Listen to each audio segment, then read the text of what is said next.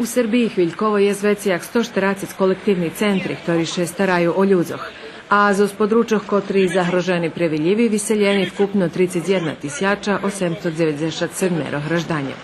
U Viljivoh zagroženi 39 opštini, preodvaljovanje i štiskanje žemlje očkodovani 200 mosti i veci stotki opštinski drahi, a najvekša škoda na koridoru Zešec. U Bosni i Hercegovini već je 1,5 miliona ljudi zagroženi za zviljivami, a 950 tisjači vyseljeni za svojih domov i neophodna nahla pomoć u obnovi, varal predsjedatelj Sovitu ministrov Bosni i Hercegovini Vjekoslav Bevanda.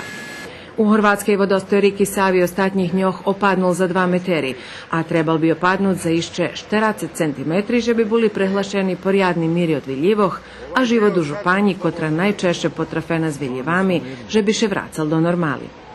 Včera u Beogradze otrimana schadzka s donatorami, na kotrej vlada vymahala pomoc od međunarodnih institucijoh i Evropskej uniji. Pomoc Srbiji bude neophodno, pretože samo njehodna sanirovat poštitki Viljivoh, a sami graždani od prešloho tižnja zberaju pomoć za zagroženih, kotri še nahodza u kolektivnih centroh.